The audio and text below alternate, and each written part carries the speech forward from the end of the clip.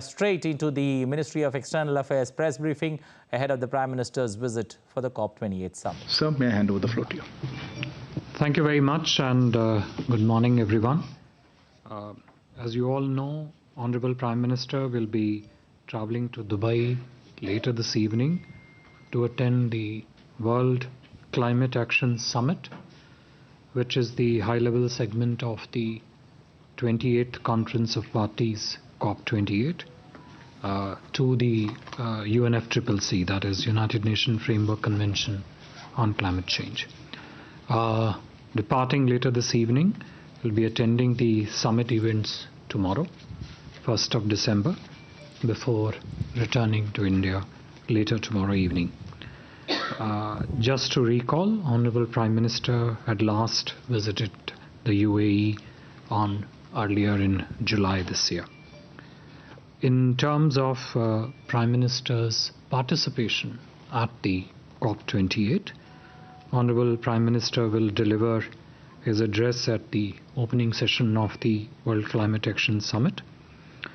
Besides his address to the COP28, Prime Minister will also be participating in 3 high-level side events, of which 2 are being co-hosted by India.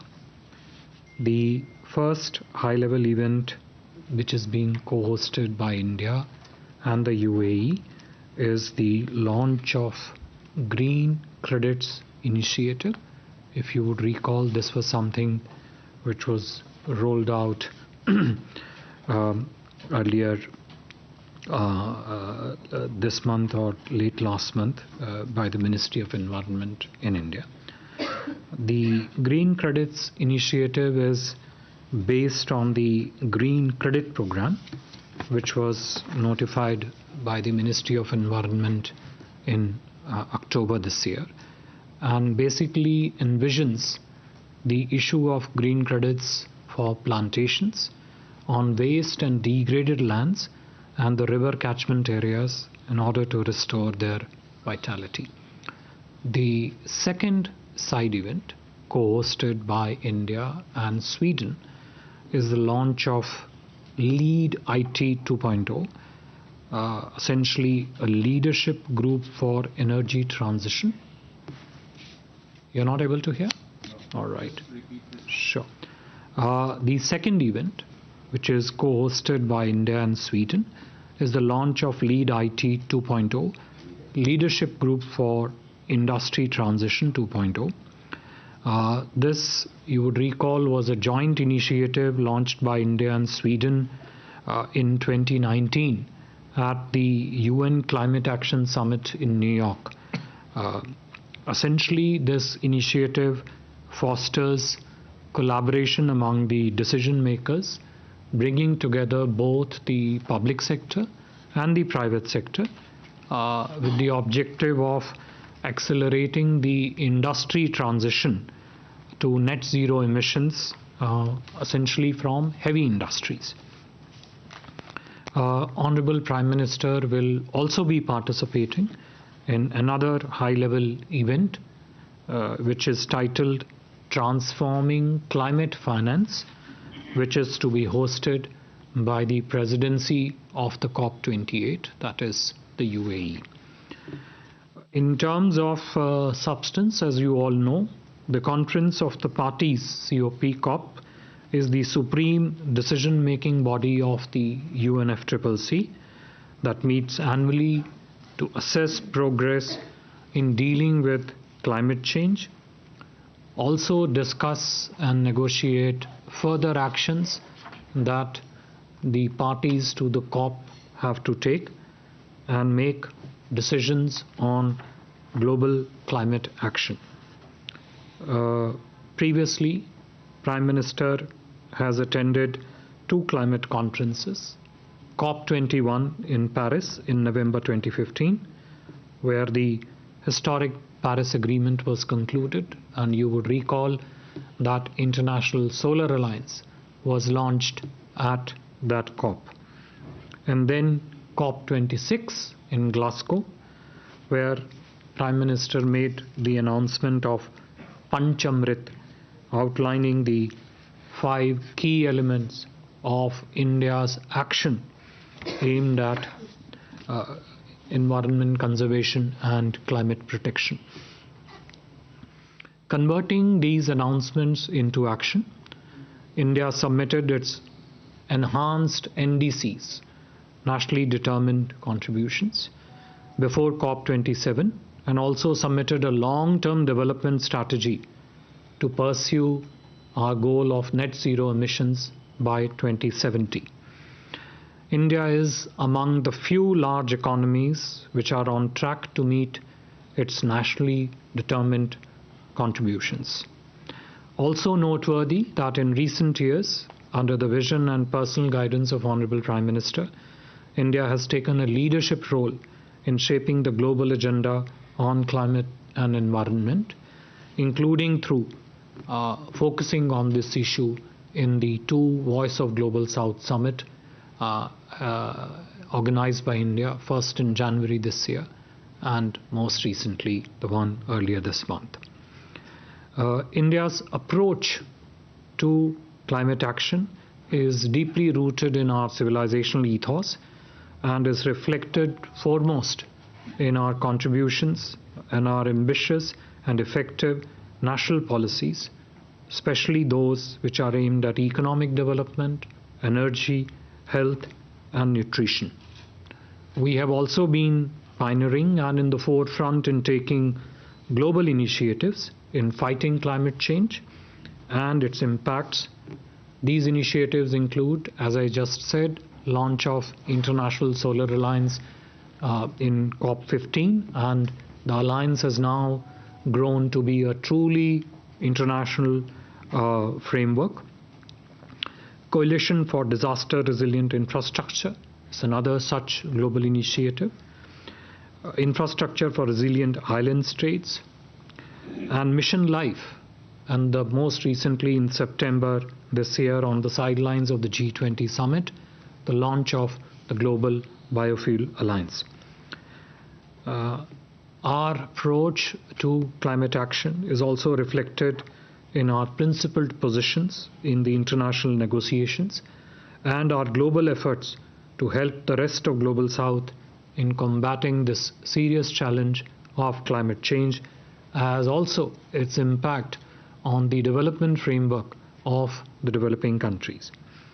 We have engaged, as you all know, very actively in the multilateral negotiations under the UNFCCC, and our approach has been to preserve an effective, cooperative, and equitable global architecture based on climate justice and the principles of equity and common but differentiated responsibilities and respective capabilities, CBDRE RC. Most recently, India has been, as I said, been able to mainstream this discourse during the G20 presidency. Several of the decisions in the New Delhi Declaration reflect the discourse initiated, led by India, and various factors of our initiatives reflected in its decision, but also through the 2 Voice of Global South Summit. We have seen Green Development Pact, which was mentioned in the New Delhi Declaration, but also another accomplishment of the launch of Global Biofuel Alliance, which I just mentioned. This visit and the participation of Honorable Prime Minister at the COP28 would also give us another opportunity to further advance Prime Minister's vision and attempt to forge global consensus on this very important issue of climate change. I would stop here, and if there are questions, we'll try and answer them. Thank you. Thank you, sir. We'll open the floor for questions. Please introduce yourself and the organization that you represent. When do I start with Rishabh? Morning, Foreign Secretary. This is Rishabh from Times Now. So, apart from this summit event, are we looking at any bilateral from our side with the leaders who are visiting for COP28 tomorrow in Dubai? Go ahead. So Siddhant from Vion. Sir, India has been pointing out that how the West has failed in its commitment regarding climate finance, how much that will be focused during the Prime Minister's engagement and addresses at the events. Yeah, go ahead. Microphone to you. Yeah. Hi, sir. It's Christian this side from Reuters. I have a two-pronged question, sir. What is India's position on the recommendations made by Transition Committee 5 on the Loss and Damage Fund? Will India support its adoption today? And second, France and US are likely to propose a halt in private finance of coal-fired power projects actually. India, on the other hand, needs coal power and is rushing to have more plants to meet unprecedented demand. What will be India's stand on coal exit in COP28? Yeah, next year. Go ahead. So, Dhairya Maheshwari, Sputnik India. My question is there was a recent UN report which called for intensifying the GHG emission cuts. So, does India support the developed countries advancing their GHG emission timelines, which are 2050 at present? Thank you, sir. Okay, if not, we'll take this round of questions. I would also, before handing over the floor to some of these, are prejudging not just the visit but the discussions in COP, particularly Christian, to your comments or even the other ones. There's a process. People are going there for 2 weeks to negotiate various important documents, but I will let Foreign Secretary ask. Okay. Thank you very much. On the question of bilaterals, yes, Honorable Prime Minister will have a set of bilateral meetings with many of his counterparts.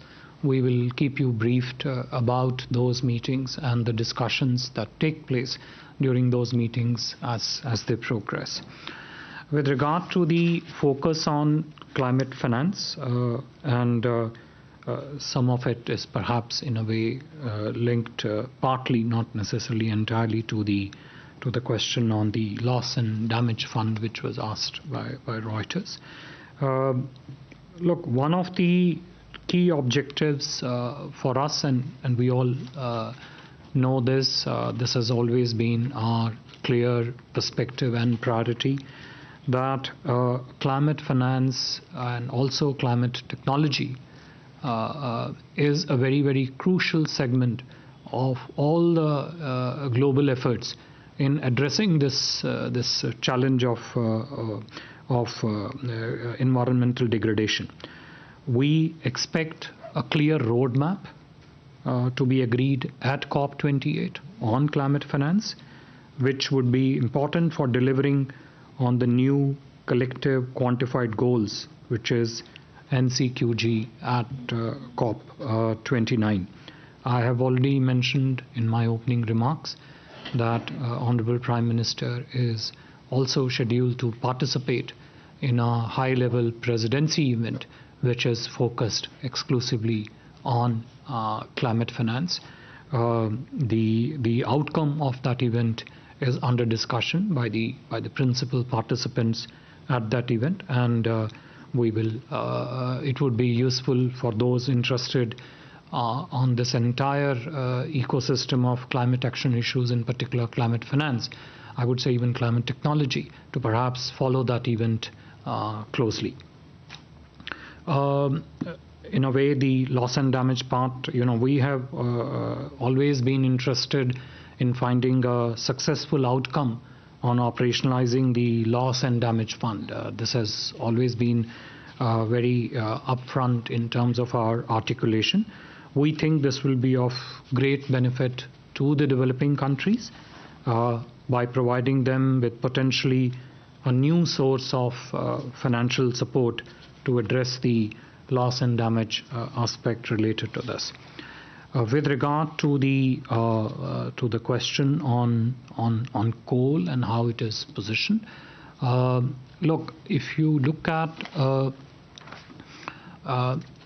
not just the articulation of India's position, India's belief, and India's action related to climate change, and I would particularly draw your attention to the Panchamrit 5 principles that the Honorable Prime Minister announced at the COP26, and I'll just sort of put this up front here in order to to draw a proper correlation to how coal looked at. One was to reduce the emission intensity of India's GDP by 45% by 2030 from 2005 level.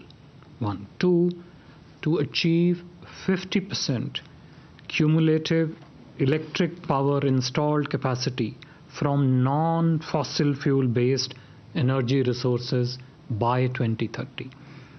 Three, to achieve 1 billion ton reductions in the projected emissions between then, when it was announced, and 2030, and to achieve 500 gigawatts of non-fossil fuel energy capacity by 2030, and of course, what I said earlier, achieve net zero by the year 2070. If you were to analyze each of these actions which the Prime Minister had outlined at COP26, you will clearly see India's commitment to look at, focus at, take targeted action towards green energy. Having said that, coal is and would remain an important part of India's energy mix. It has always been, as we move forward to meet our developmental priorities in the country. With regard to the greenhouse emission timelines, I've already clearly mentioned to you what our enunciated goals and priorities are. I would essentially mention one more point here, which is important to keep in mind, which is related to the how the question of emission timelines gets linked to the nationally determined contributions.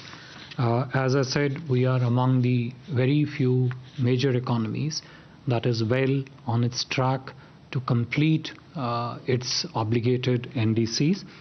In fact, I'm sure you would, if you follow this closely, you would know we had announced upgraded NDCs last year, and I'm very happy to say that we are now well on our way even to meet those upgraded NDC targets which we had announced last year.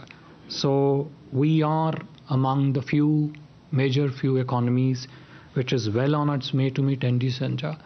We are proactive in taking practical climate action measures and basing them on a very firm conceptual understanding and a very firm belief that our development has to be green development, while at the same time it also should triangulate well with your own development priorities in the country.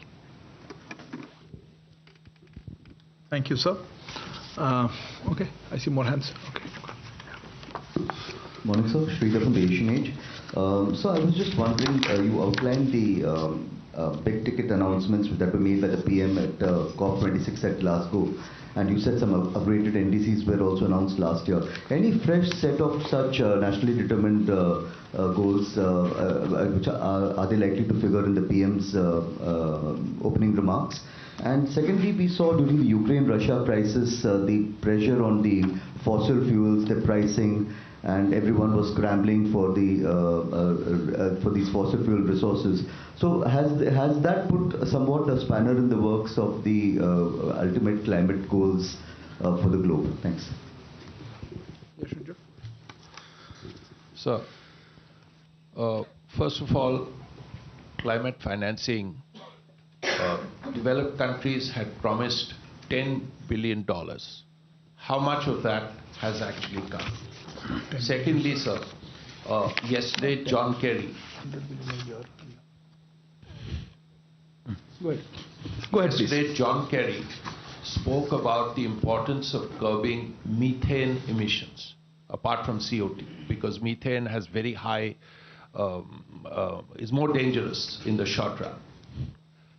Now, apart from the petroleum industry, the one reason why methane emissions are as high as they are is rice cultivation.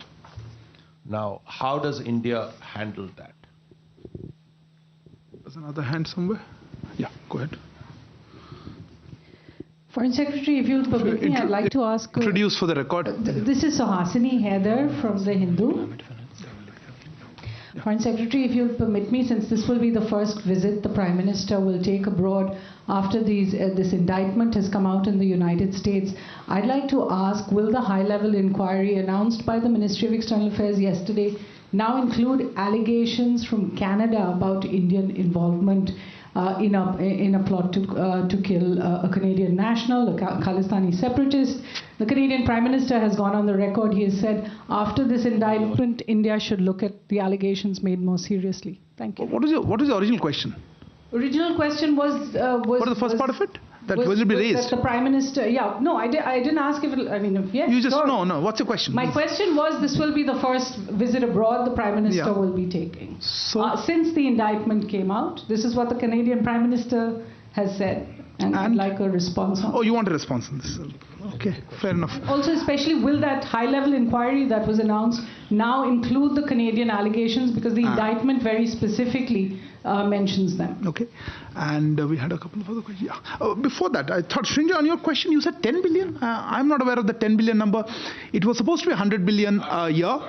And then in the last G20 deliberations, in fact, if I remember, in the New Delhi Leaders Summit, there was an acknowledgement that we need to move from billions to trillions. And that, I think, is part of what the success of the G20 has been. So, yeah, that's one thing. I'll come back to the answer. I just thought I'll clarify on the question part. Somebody else had a hand up? Yeah, go ahead. Foreign Secretary, sir, if you allow us another question on the India-US thing. Shruti Ranjan from Bloomberg. Sir, if you could give us an understanding, there is an inquiry that the MEA also talked about in a statement.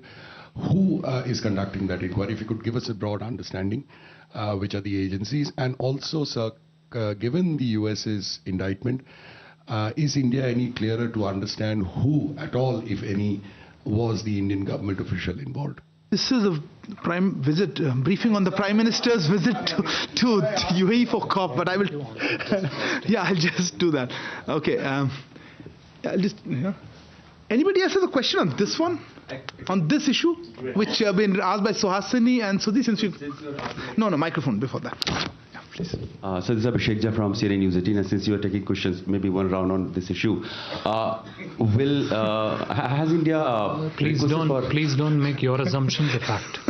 Yeah, go ahead. So has India requested for extradition of Panoon, SFJ leader in the USA? Okay. Anybody else on this question? I don't want to hear back in this already. I'll handle it one altogether. You have a question, Shailesh? Yeah, go ahead. Sir, my name is Shailesh Kumar. I'm from National Defense. Do you see an international conspiracy to malign India or for a regime change, desiring a regime change as... Sorry, regime change? Yes, as we see that the Canadian... You have very low faith in our democratic process. I don't think you're being serious about that. International conspiracy, no, I got your question. If you take my question full, I can read that out. At least 2 of the accused in US indictment alleging Indian involvement are sources or have previous links with US agencies, while we see India's most wanted terrorist Gurpatwant Singh Pannu is harbored at the same building area, 529 14th Street, NW, Washington, where National Press Club is located. This is the same building. Some time back, we see a prominent Indian leader was invited there at the same building in the light of serious allegation of assassination. I think we'll have to keep the question tight. Sorry. And now a flawed indictment of... Your question was specific to, do you see an international conspiracy? I got your question. Yes. Somebody... No, this is not opening up the floor. I think there's similar questions. Yeah, what do you have? Microphone. Sir, मैं मनीष हूँ TV9 से. चूँकि US की तरफ से ये बताया गया कि जो एक इंडियन सिटीजन है निखिल गुप्ता उसको अरेस्ट कर लिया गया है, तो और इसी केस में एक इंडियन ऑफिसर का भी नाम है, तो क्या यूएस गवर्नमेंट ने इंडियन गवर्नमेंट से इस मामले में कांटेक्ट किया है इंडियन ऑफिसर को लेकर specific? Okay. No, I'm sorry. This is getting is a specific question. You didn't ask the first round. You have something on this specific thing? Go ahead. Hi, sir. It's Krishnan again from Reuters.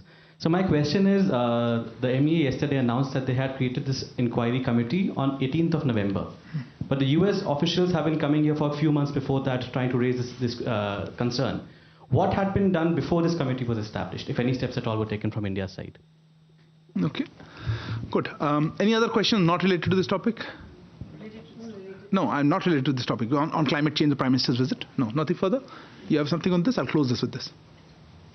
The indictment unsealed yesterday. You need to introduce I'm Krishna Pokhtar from the Wall Street Journal. I know. And the indictment unsealed yesterday also showed that the US was intercepting communications to the Indian official mentioned in the indictment.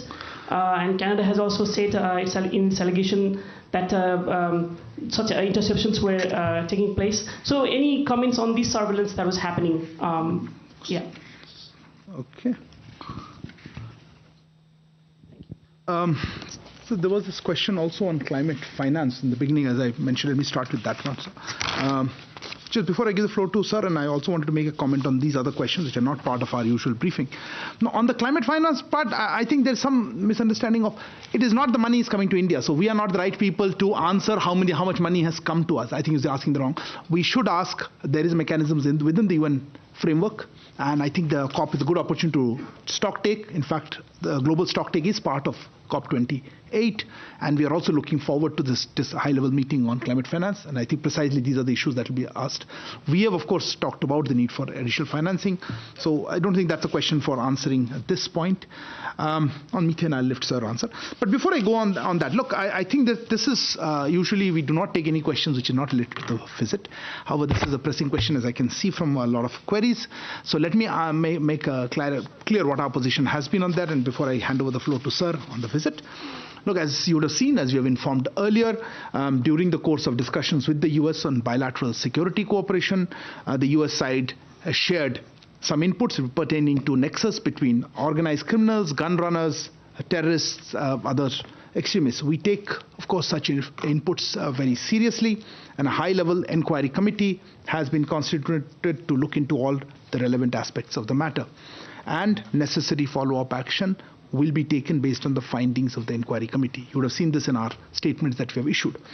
We cannot share any further information on such security matters.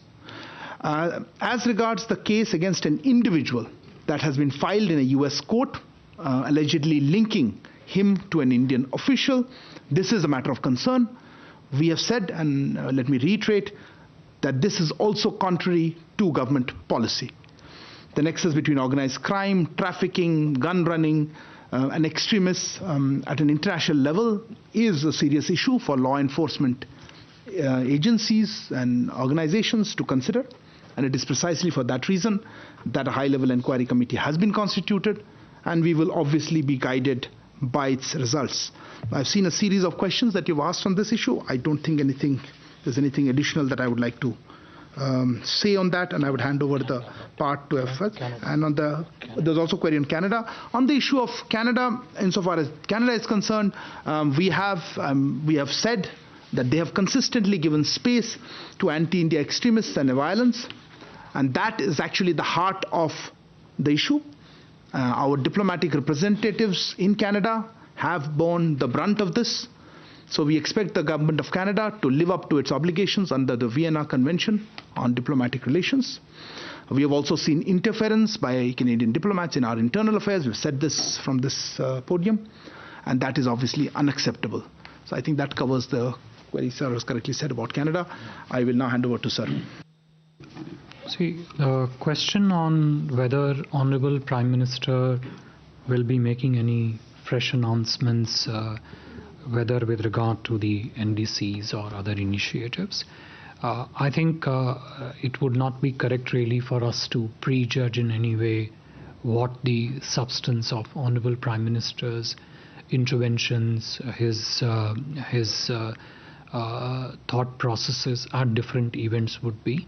But as I said earlier, this is only the third COP that the Honorable Prime Minister is attending. We attach tremendous significance and importance to the outcomes that are scheduled to come from this COP. I listed out some of the key elements of what would be under focus at this COP, and that included a substantial segment of climate finance. As I said, the specific figures is one part, but the point of principle and translating that principles into availability of climate finance, but also climate technology, so that the developing countries can actually move forward, move aggressively forward to take climate action, is important. So I think it would not be correct for us to really, but as and when it comes out, you will see what Honorable Prime Minister has to say on these various subjects. With regard to your reference to pricing of the fossil fuel as a derivative of the Russia-Ukraine conflict, which you mentioned, I think this is a larger issue of essentially the energy transition into a green energy transition. And I think COP28 would essentially be focusing on various elements of that. So when I talked about we participating in LEAD IT2, essentially it is an initiative which brings together the governments and the private sector to see how the heavy industries, which may be causing additional pollution, could then be addressed in a manner that the products of those industries are more green in that sense. So obviously that part would focus on shifting to a form of energy which is greener than the usual. Even in case of fossil fuel, although I'm not an expert, but it is an understanding that fossil fuel production also can undergo a certain process of greening in terms of the process steps that are used for the production of particular fossil fuel. So the challenge of climate change is intrinsically linked to such actions, and these actions, as I said, are referred to through our own NDCs. And as I said, we have submitted our upgraded NDCs last year, which we are well on course to assume that. I don't think I would like to get into the specifics of which specific gases get produced through which specific action. You mentioned to one particular aspect of methane production under the rice cultivation. I think those are questions that are best left to the experts and the relevant departments to answer.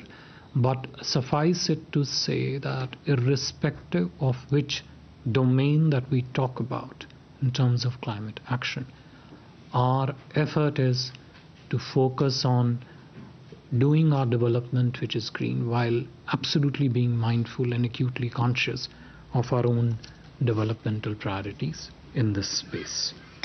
The other questions relating to non-COP28 issues have already been answered. Thank you. Unless there are any further questions, we will close. You had a follow-up to this? Something? Microphone? So the November 18 committee that was the committee that was formed on November 18. Do you plan to make its findings public at any time? I specifically said that's all we could say because of the security matter. We do not discuss such security matters publicly. I'm sorry. What do you have? No, because you've referred to drug runners and gun runners and extremists, but yes, the indictment is about an Indian government official. No, the indictment is not about Indian government official. I'm sorry, just check. CC1, as is named, is supposed to be in the service of the very clearly. Let me reiterate what we said. As regards the case. So are you saying the inputs don't? As regards the case, are you talking about the legal case? I'm talking about the legal case and the inputs that you say on the basis. The inputs I cannot share anything further. We made it very clear. As regards the legal case which you are basing, we have said that the individual filed in a US court. It is allegedly linking that person with a Indian official. That is a matter of concern. We have said, and as I said, that is not government policy, and there's a high-level inquiry. And we've also talked about the, as you mentioned, nexus between organized crime, drug trafficking, gun running, and extremists, and that's something that needs to be investigated. I think this high-level committee is precisely constituted for that, looking at all aspects, and let's wait for its results, and we'll take it forward. Thank you all for joining us for the special briefing. Please stay tuned for as Prime Minister's visit unfolds. Thank you very much.